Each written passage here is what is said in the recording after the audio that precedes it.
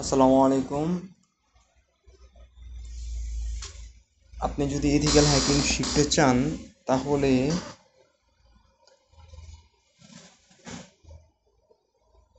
আপনার জন্য পারফেক্ট হবে এই নোশন। যেটা এই অ্যাপটা আপনার জন্য পারফেক্ট। আপনি পড়াশোনা করবেন তাহলে আপনার ডায়েরি প্রয়োজন পড়বে স্বাভাবিকভাবে।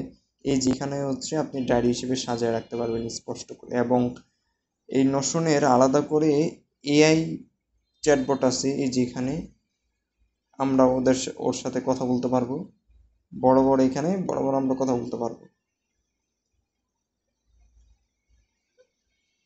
এখন আমি সামনের দিকে একটা ভিডিও দিছিলাম আগে, ওটা হচ্ছে এই যে নোশনেই কিন্তু এগুলো সেভ করে রাখছিল। এখানে ঢুকলে এটা আমি কিন্তু অনেক আগে দেখাই দিছিলাম এই নোশন, এটা স্পষ্ট করে। যারা আগের সামনের ভিডিওগুলো দেখছে ওটার মধ্যে একটা ভিডিও ছিল এমন, ঠিক আছে, নিচে লেখা আছে স্পষ্ট করে। এই ভিডিওটা দিছিলাম আর এটা নিয়ে একটা ভিডিও দিছিলাম আর কি। একদম ফ্রি ইথিক্যাল হ্যাকিং বুক, সাইবার সিকিউরিটি রিলেটেড, ঠিক আছে। এই বেটায় এখানে সাজায় রাখছে। এটা বড় বড় ওনার গিটহাবে এটা লিঙ্ক দিয়ে দিছিল আর কি, এমন আর কি।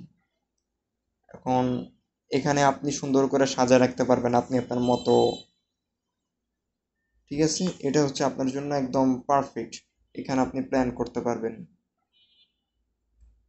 আপনি চাইলে চ্যাট জিপিটিকেও জিজ্ঞেস করতে পারেন যে আসলে এটা আসলে কিভাবে ভালো করে ব্যবহার করা যায়।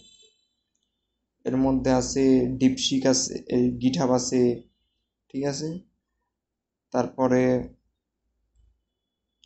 আপনারা বিভিন্ন এআই টুল ব্যবহার করতে পারেন ইথিক্যাল হ্যাকিং শিখবার জন্য। যেমন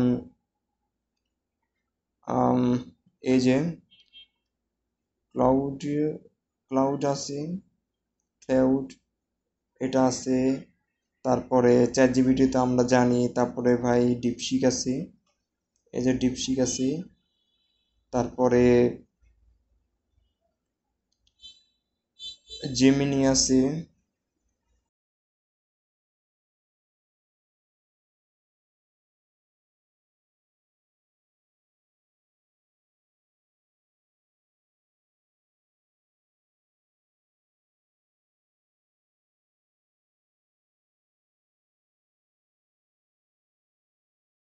ভালো লাগছে এই যে এটা এটা আমার কাছে খুব ভালো লাগছে। এটা স্পষ্ট করে দেয়, সাজায় দেয় না, ঠিক আছে, কিন্তু একদম স্পষ্ট করে বড় করে লেখা দেয় আর কি।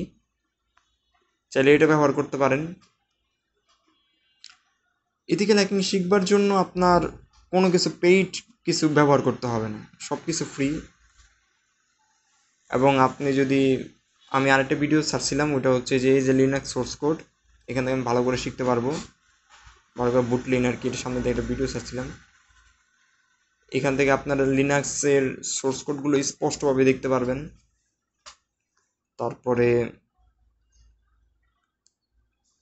ওই যে আপনারা তো জানেন গুগল, এখন ক্রোমে ঢুকেও আপনারা শিখতে পারেন স্বাভাবিকভাবে, স্পষ্ট করে শিখতে পারেন, ঠিক আছে। এই হলো আজকের ভিডিও, নর্মাল এটা স্বাভাবিক। আচ্ছা, ঠিক আছে। আসসালামু আলাইকুম।